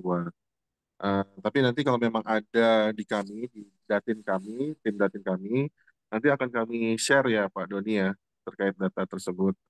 Adapun seperti yang minggu lalu dan juga sudah kami laporkan kepada Kepala Pusat Krisis Pak Agus Jamaluddin, beliau juga apresiasi banget terhadap rencana Putri ini untuk membuat poison center. Jadi kami juga tetap dukung apapun yang akan diniatkan oleh Bu Tri Maharani dan kawan-kawan. Demikian Pak Doni. Jadi nanti datin saya utang ya Pak untuk data kalau dia ada di kami. Namun kalau nggak ada, mohon maaf ya Pak. Makasih. Terima kasih Pak Gozali. Pak Gozali, kami izin, kita dari BKPK Pusjak SKK sudah membuat WA group untuk ini dating Position Center di Indonesia ini. Berkenan Bapak kami undang sebagai member. Siap Pak Doni. Oke. Nomor Bapak ada di Bu Maha ya? Siap ada. Oke. Nanti Makasih kami Pak add ya Pak. Doni. Terima kasih Pak Gozali. Kami persilakan Dr. Ita atau Dr. Zainul. Ya, izin Pak Doni. Jadi Terima kalau kasih Bu Ita, untuk silakan. data keracunan di SKDR itu mungkin masuknya ke EBS ya, bukan IBS. Kalau IBS itu kan indikator, itu memang sudah tercantum jenis penyakitnya yang sudah ditetapkan. Tapi kalau keracunan itu kan lebih seringnya dilaporkan sebagai KLB. Jadi masuknya nanti ke EBS, Event Based Surveillance gitu. Itu pasti ada. Cuma mungkin nanti karena ini keracunannya kan aku masih belum clear ya. Biasanya kita kalau terima laporan itu, laporan KLB itu keracunan pangan. Nah, kalau keracunan logam berat, kayaknya belum pernah ya yang dilaporkan. Saya belum tahu kalau di tahun-tahun lalu, tapi kayaknya saat ini sih kayaknya belum ada yang dilaporkan karena keracunan logam berat gitu. Baik, terima kasih respon Dr. Oh, Ita. sama satu lagi di P2 itu juga ada yang memang dia timker yang menangani keracunan pangan ya, ada di Direktorat Kesling, Pak. Mungkin Kesling. Ya. next bisa diundang juga. Belum hadir nih teman dari Oh, belum Kesling, kita hadir ya, undang. oke. Terima kasih Dr. Ita. Bu Maha mungkin bisa merespon terkait Iya, lalu lintas data keracunan logam ini, Bu. iya betul. Jadi begini Bu Ita, mungkin Bu Ita pertemuan pertama belum hadir ya Bu ya. Iya betul, ini baru sekali, Bu. Enggak apa-apa, saya ulang lagi aja. Jadi keracunan yang kita bahas tuh ada 14 item dengan 7 keracunan alami dan 7 keracunan non alami. Saya sebutkan aja dulu yang keracunan non alami ya. Jadi dari keracunan alami ini 7 itemnya adalah obat-obatan, kosmetika, makanan dan minuman, Hmm. pestisida, kemudian logam berat dan mikroplastik. Nah, jadi untuk yang non alami ini luas banget sebetulnya ya. Mulai Hmm. dari P2, mulai dari teman-teman Kesling sampai BP POM begitu ya. Karena kan kadang keracunan makanan dan minuman ini serta obat-obatan kan menjadi ranah datanya BP POM gitu ya. Meskipun sekarang ini beda dengan Siker yang sebelum tahun 2018 itu Bu. Yang Hmm. alami itu ada dari hewan berbisa. Hewan berbisa di sini adalah ada ular, hewan laut, insekta dan sebagainya. Kemudian tumbuhan dan jamur yang beracun, kemudian bakteri dan virus. Nah, Hmm. jadi untuk yang non alami ini memang ranahnya teman-teman kayak zoonotik, NTD, neglected begitu ya. Nah, Hmm. tetapi memang karena keracunan di kita itu kan belum ada unit utama yang betul-betul hanya keracunan saja secara utuh gitu kan, masih nyebar-nyebar gitu ya, Bu ya. Jadi memang uh, untuk tahun-tahun ke depan, jadi kita kalau tahun ini ya masih meminta dari banyak tempat tadi untuk data base kita itu. Nah, moga-moga di tahun-tahun depan akan ada sebuah usulan. Kalau kami dari tim kebijakan memang mengusulkan adanya sebuah eh, tim keracunan tadi di unit utama supaya bisa menjadi cikal bakal dari tim yang akan mengembangkan poison center itu. Begitu Bu Ita. Tapi untuk tahun ini ya kita nyari datanya di semua yang salah satunya kayak tadi makanan dan minuman ada di Kesling misalnya ya. Kemudian yang bakteri virus mungkin ada di NTD gitu kan. Gigitan ular sekarang udah gak ada ya Pak Zainal ya yang PAGTTP itu ya. Jadi kayak gitu Bu Ita. Oke, makasih Bu. Iya, mungkin nanti kita bisa bantu sharingkan buku pedoman yang sudah kita buat ya Bu, yang namanya keracunan non alami dan alami, gitu ya.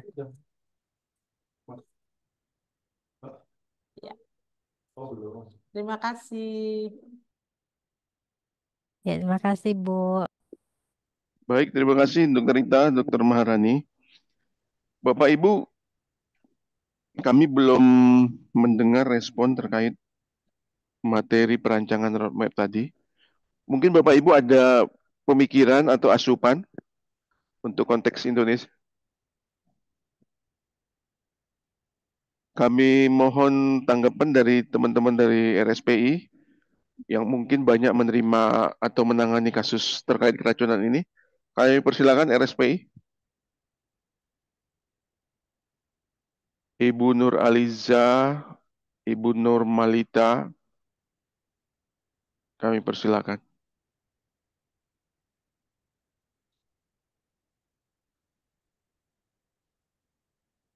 Oke, terima kasih atas kesempatannya. Sebenarnya di Sulianti itu kami yang banyak ditemukan itu masalah keracunan ular ya, ular. Karena kebetulan kami punya sabunnya. Nah, ini yang menjadi hambatan bagi kami, yaitu tadi belum ada protokol yang pasti yang bisa itu dibuatkan karena ular ini sangat spesifik. Satu ular dengan ular yang lain, sabunnya juga beda dan ketersediaannya juga sulit ditemukan. Paling itu sih kalau misalnya nanti ada pertemuan lagi untuk membahas bagaimana pembuatan protokolnya, kami siap membantu. Baik, terima kasih Bu Nur Aliza tadi ya. Jadi sudah ada kebutuhan yang seiring dengan arahan Pak Menkes ya terkait PNPK di tingkat nasional, nanti ada protokol atau SPO yang ditindaklanjuti di masing-masing Pasienkes berdasarkan PNPK itu. Baik, terima kasih. Bapak Ibu yang lain, Mungkin saya tanggapi dulu ya. silakan Bu Maha. Maafkan ya teman-teman RSCI, sebetulnya kita sudah sangat sering membuat training tentang gigitan ular. Baik itu yang dulu dilakukan oleh PAGTTB ya, yang di tim zoonotik itu, ataupun dari kami sendiri. Nah, jadi mohon bisa ikut atau membuat sendiri, membuat training khusus Sulianti ya. Nanti kita akan berikan training gratis sana. Karena sebetulnya kita sudah membuat itu lama, gitu. Bahkan waktu saya menjadi relawan di Sulianti, saya juga pernah sharing di sana waktu itu. Masalah anti venomnya juga sama, Bu. Di buku-buku pedoman yang sudah kita buat, yang nanti akan menjadi bagian dari NSPK itu sudah kita jelaskan tentang protokolnya, bagaimana pemberian dan sebagainya. Gini aja sudah, bukan karena Anda sekarang lagi ada kasus ya kan, saya dibuat beberapa kali diminta dokter untuk memberikan konsultasi. Mungkin nanti di minggu depan bisa meluangkan waktu online, saya akan memberikan training khusus untuk Sulianti supaya bisa terpapar lebih awal gitu. Karena buku pedoman yang kita buat kemarin yang non alami dan alami itu akan menjadi sebuah dasar dari NSPK selanjutnya. Silakan direncanakan saja Bu, nanti saya akan memberikan trainingnya terutama untuk digital. Baik, terima kasih Dok. Terima kasih Bu Maha atas responnya. Kayaknya ada pertanyaan dari soal. Di sini ada informasi dari chat Pak Zainal ya mengenai lalu lintas data ini ya.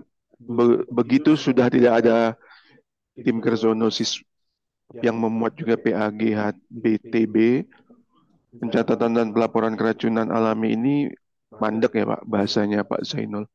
Mandek ini maksudnya stop ya Pak, tidak diteruskan di pusat. Iya betul. Betul. Jadi izin Pak Doni. Ya, silakan Pak Zainul. Ya. Jadi untuk apa namanya program PHGTB penyakit akibat gigitan hewan berbisa dan tanaman berbatu. Hewan berbisa di sini bisa dari ular, bisa dari hewan laut, bisa dari serangga dan sebagainya, tawon dan sebagainya. Nah, itu selama 2022 sampai 2024 itu kita sudah ada format pelaporannya sampai format PE-nya di lapangan di kejadian di TKP kita sudah ada format pelaporannya dikirimkan dari tingkat paling bawah di puskesmas ke kabupaten, provinsi sampai ke kami di pusat. Nah, itu sudah berjalan 2022 sampai 2024. Tapi setelah 2025 ada SK dari P2 Dirjen kami, jadi untuk tupoksi PHGTB sudah tidak ada gitu. Jadi kita nggak bisa mengolah juga, nggak bisa membantu secara formal gitu ya. Tapi secara informal saya tetap membantu kawan-kawan di daerah untuk gimana bisa untuk eh, apa namanya kasus-kasus PHGDB ini bisa tertangani gitu. Walaupun secara informal ya, soalnya secara formal kita sudah tidak tidak bisa lagi soalnya tupoksi di kami tidak ada gitu Pak Doni. Jadi itu format pelaporannya sudah ada dari kami, dari agregat tingkat puskesmas maupun dari pelaporan PE-nya juga sudah ada. Terima kasih. Terima kasih Pak Zainal. Ya. Ya, form itu nanti menjadi input untuk usulan kami kepada usulan BKPK kepada Ditjen B2 agar ada pencatatan pelaporan untuk keracunan dalam SKDR. Mungkin Bu Maha bisa memberi respon. Iya, oke Terima Pak kasih. Zainal. Iya Pak Zainal. Karena semenjak teman-teman dari PAGTTP ini sudah tidak ada SE-nya menjadi salah satu bagian dari, kan dulu namanya Zoonotik dan PAGTTP begitu ya Pak Zainal ya. Ya, betul, Nah, jadi betul. kalau sekarang tinggal zoonotiknya saja gitu ya Pak ya. Ya, Memang saya mengalami sebuah masalah besar juga karena semua orang akhirnya tanya kepada saya ya, bahkan ada yang marah-marah kepada saya gitu ya Pak ya. Karena mereka meminta antivenom lah dan sebagainya.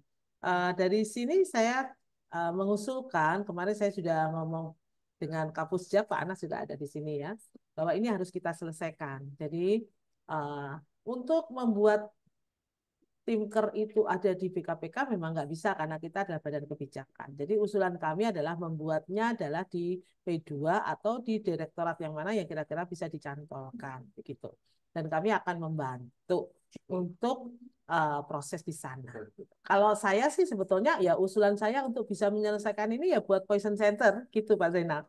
Karena semua masalah tadi seperti yang Budiah cerita, yang RSPI cerita, yang Pak Zainal cerita, itu semua akan include di dalam sebuah pekerjaan dari poison center tadi. Dan itu akan bisa misalnya tadi yang RSP bilang antivenomnya susah didapat. Ya memang kita bisa beli, tetapi seperti yang tadi kita lihat di Ramati Body Poison Center, mereka juga punya inisiasi untuk bekerjasama dengan universitas dan industri untuk membuat riset antivenom dan memproduksinya di industri. Sehingga itu akan menolong banget untuk kita bisa menyelesaikan masalah-masalah kebutuhan antidot dan antivenom. Ini masih ngomong antivenom ya Pak Zainal ya.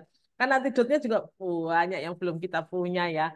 Nah, jadi dari kasus ini kemarin saya sudah berdiskusi dengan Pak Kapusjap agar kita membuat pengusulan.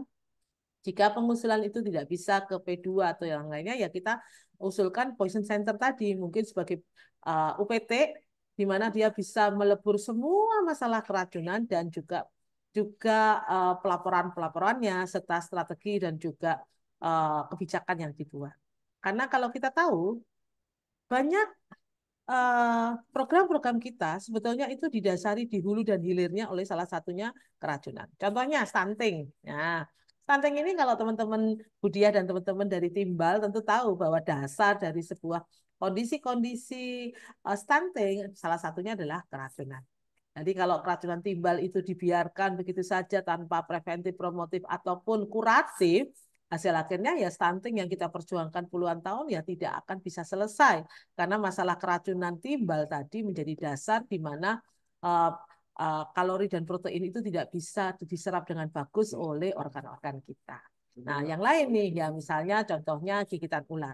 Ternyata gigitan ular ini dipengaruhi juga oleh CC ya, climate change ya. Nah, kemarin saya sudah ceritain ya waktu pertemuan yang pertama. Bagaimana tim dari NQS dan juga SG8 di Singapura ya menemukan riset bahwa finom-finom itu mengalami perubahan atau mutasi komposisi protein sehingga mereka menjadi lebih fatalitas ataupun lebih kuat dalam melakukan kerusakan di dalam sel-sel dan organ yang disebabkan oleh proses climate change tadi itu. Jadi sebetulnya kalau saya boleh bilang sebagai ahli racun ya, kalau di sini saya ngomongnya sebagai ahli racun bukan ketua tim keracunan ya, sebagai ahli racun, memang ada banyak sekali masalah, kanker misalnya ya, stroke dan sebagainya, jantung. Dasarnya masalah itu adalah sebuah keracunan yang tidak kita ketahui.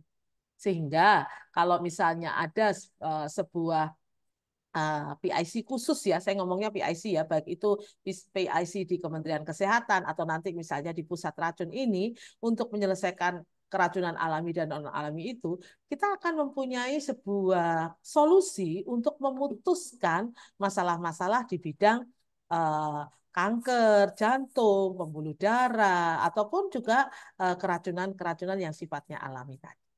Itu kira-kira Pak Zainal, ya doakan aja Pak gitu ya. Karena ya kita tahu tuh kondisinya memang susah sekali. Begitu kira-kira Pak Doni, terima kasih. Terima kasih Bu Maha, Pak Zainul. Izin satu Baik, lagi Pak Doni. silakan Pak Zainul. Jadi meneruskan yang tadi saya sampaikan. Jadi ini sebenarnya curhat juga teman-teman di daerah itu sebenarnya kan sudah mulai semangat ya untuk melaporkan data dan sebagainya, untuk mencari kasus dan sebagainya. Itu mereka karena sudah tahu di pusat tidak ada cantolannya lagi di pusat karena sudah tidak ada di P2 ya. Jadi mereka juga bingung. Kami terus bagaimana nasibnya di bawah? Maksudnya kami pelaporannya bagaimana? Apakah tetap di P2 atau bagaimana?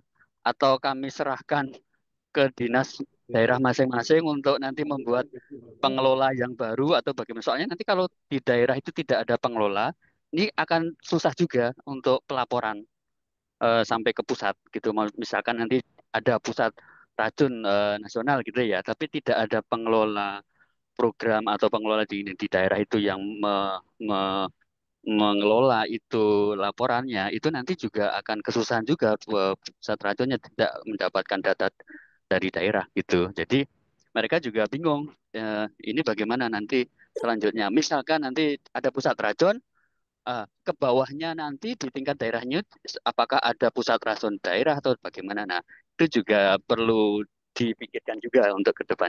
Terima kasih, Iya, Pak Pak. Doni. Ya. Jadi sebetulnya kalau pusat racun, kalau itu ada di Kementerian Kesehatan, ya memang sebetulnya mudah saja, Pak. Tinggal daerah-daerah tadi memberikan pelaporan langsung ke pusat racun. Misalnya, pelaporan untuk kasus gigitan hewan berbisa, di mana mereka di sana eh, di collecting data oleh P2, misalnya gitu ya. Kemudian keracunan makanan, logam berat dan sebagainya oleh Kesling, misalnya. Nah, itu bisa diindikasi. Sebetulnya kalau adanya pusat racun itu lebih mudah, Pak, dibandingkan kalau misalnya ada timker baru gitu ya. Berarti kalau timker baru misalnya di Kesling, berarti ya Kesling semuanya yang harus melaporkannya gitu. Yang jadi masalah utama adalah ketika timker ini dihapuskan, kami kan tidak diajak untuk berdiskusi ya, sehingga kita belum mendapatkan solusi, tiba-tiba sudah hilang gitu kan, Pak ya. Dan kemarin juga rumah sakit itu kan berkomplain ke dinas, dinas komplain ke saya. Nah, sementara tugas saya di sini bukan untuk membuat jawaban seperti tadi, tetapi di kebijakannya kan. Jadi kalau usulan saya, penyelesaian dari kasus ini adalah memang kita harus berdiskusi lagi karena semua orang bilang itu bukan pekerjaannya dia ya, dilempar-lempar begitu ya toh. Nah, zoonotik dilempar ke kita juga nggak tahu harus bagaimana gitu. Makanya saya sudah diskusi dengan Pak Kapusjak untuk menyelesaikan masalah ini. Nah, salah satu masalah ini adalah penyelesaian dengan cara pembuatan pusat racun tadi, baik itu di dalam UPT Kementerian Kesehatan. Nah, itu sebenarnya lebih mudah nanti jadi puskesmas, dinas kesehatan dan sebagainya tinggal melaporkannya ke pusat racun, begitu. Tetapi kalau itu di luar, misalnya sebuah badan racun negara kayak BPOM itu kan kayak gitu. Nah, itu dia kita akan pakai cara seperti cara yang terjadi di Perancis. di mana ada pusat racun provinsi, pusat racun kabupaten kota, dan sebagainya begitu, Pak. Tetapi kalau yang itu memang membutuhkan anggaran yang besar kan.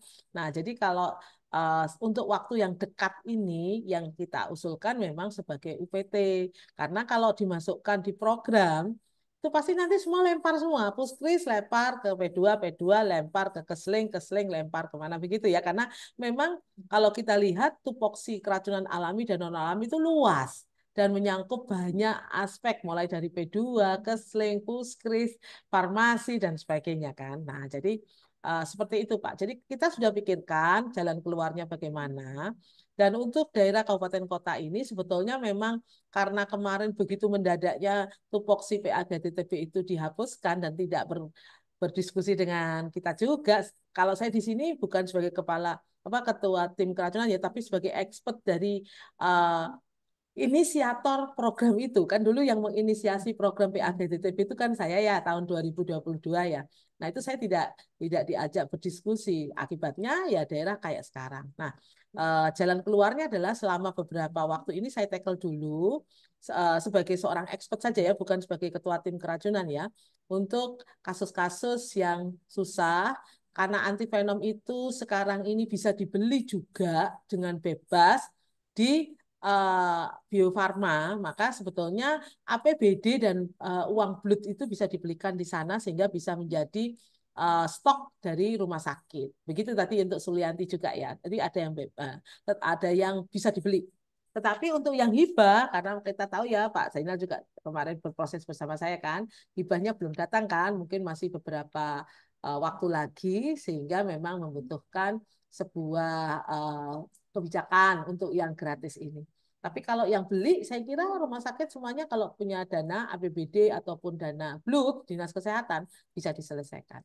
Nah, untuk pencatatannya, saya kira mereka tetap saja melakukan pelaporan. Nah, hanya saja pelaporannya bisa dimasukkan dalam virtual poison center yang linknya sudah kita bagikan itu. Sehingga nanti kalau ada PIC-nya, tinggal kita berikan PIC-nya, data-data yang tadi dikumpulkan oleh kabupaten kota ataupun oleh provinsi. Sementara begitu Mas Zainal, ya gimana lagi? Tapi sebenarnya untuk kelanjutannya roadmap-nya itu kita sudah punya solusi, yaitu dengan pusat racun tadi itu di UPT misalnya ya. Tapi kalau badan, berarti ya kita harus membuat sebuah tangan-tangan kecilnya, mulai badan racun provinsi, badan racun kabupaten kota dan sebagainya. Dan memang itu yang biasanya membutuhkan waktu dan dana.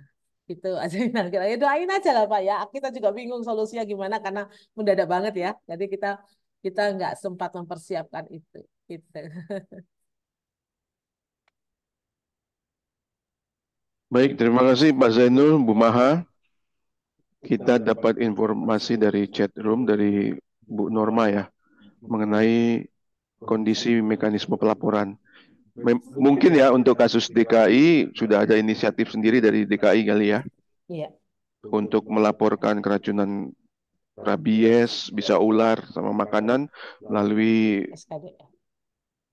SKDR dan ke Dinkes DKI-nya. Mungkin di provinsi-provinsi lain kita tidak menemukan itu dari pengalaman Pak Zul ya. Nah, ini menjadi catatan dalam inisiasi kita meningkatkan atau memperbaiki kembali lah program penanggulangan keracunan yang ditandemkan dengan inisiasi Poison Center di Indonesia. Nah, baik Bapak Ibu, sekarang sudah pukul 11.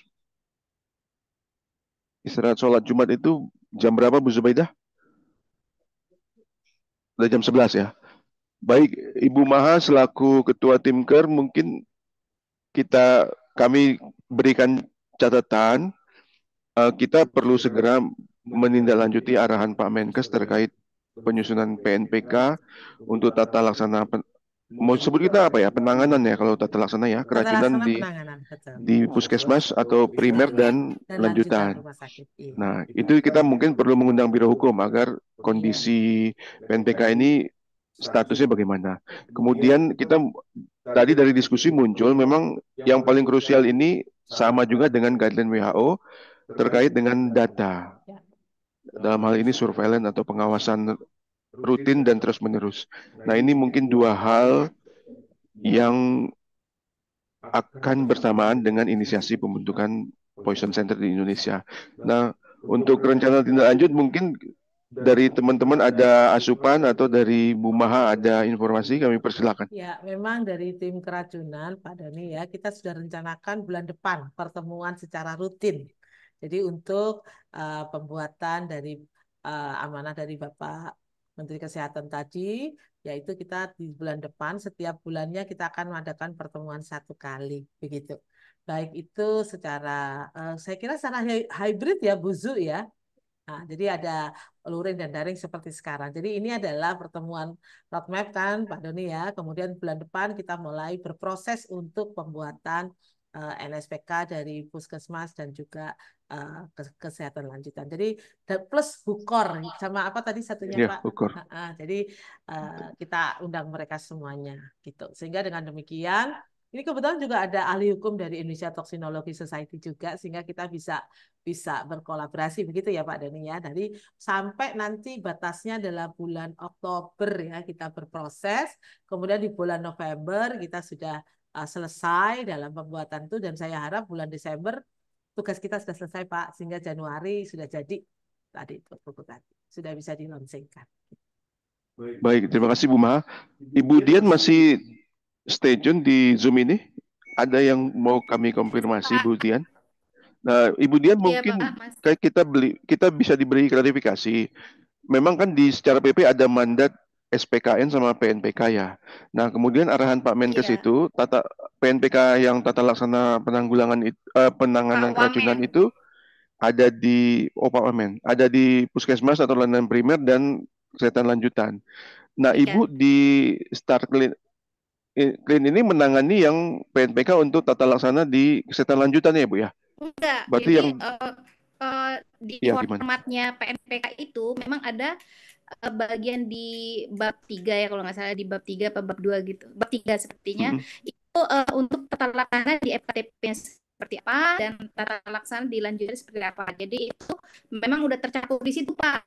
Oh, oke, baik. Yang Berarti nanti makanya dalam mitra pembukaannya juga kita juga melibatkan dari takel nanti Kak. takel Dari Kesmas apa sih Prim ya? takel ya kita libatin juga gitu. Baik Bu, berarti nanti kami di bulan berikutnya perlu ya mengundang tempatnya Pak Takel Kesprim Komite Ibu ya, selain Iya, dari betul. tempat Ibu ya. Iya. Baik Bu Dian, Tapi itu terima format kasih. PNPK ya Pak, format PNPK ya. Kalau ini kan NSPK ya. Kalau Ya, PNPK maksudnya kan NSPK ini yaitu Bu, mandat yang dari PNPK PP juga. itu. PNPK sebenarnya Bu. Tapi PNPK yang dibuat oleh ininya yang ngelitnya siapa tadi? Dari ini ya, dari bukan dari Kesling ya, dari BKPK. Bukan.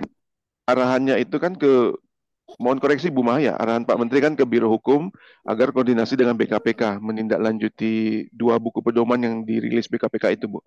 Nanti tetap di lead Biro Hukum bareng. Oh, Biro Hukum. Oh iya, baik.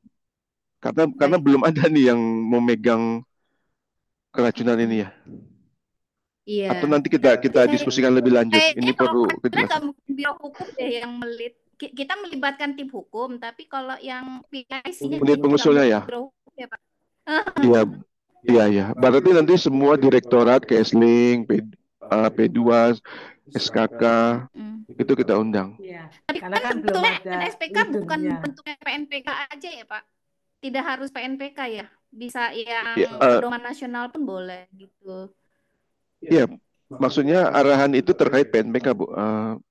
Mandat PP kan SPKN dan PNPK. PNPK itu kan tata laksananya, SPKN itu tata kelolanya.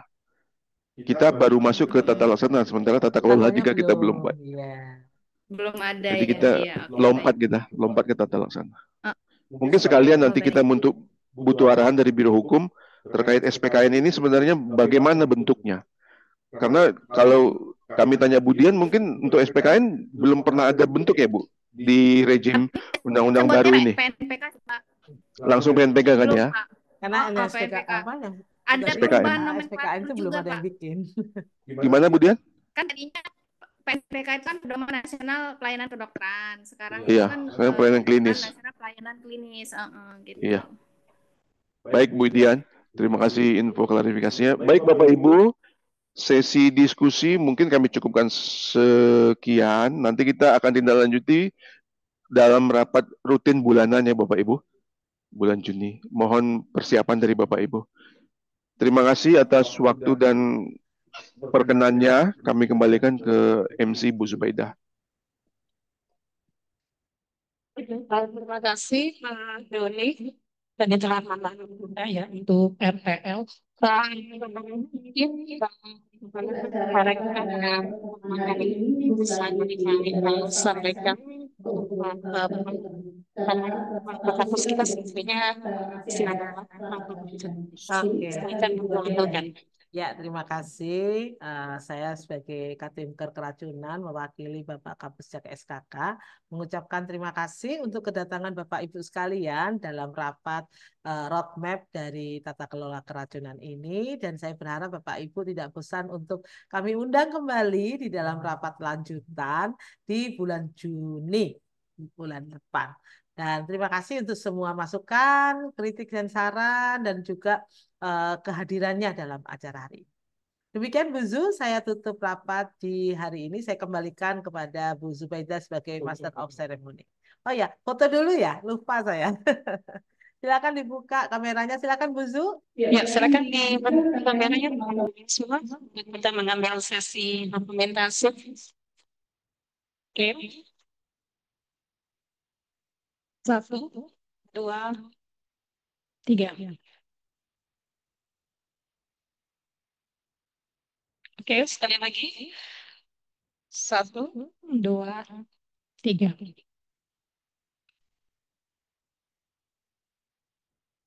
Cukup. Ya, terima kasih teman-teman semua. Berakhir sudah pada sesi dengan kita pada hari ini. Terima kasih atas kehadiran yang hadir dari awal hingga terakhir acara ini.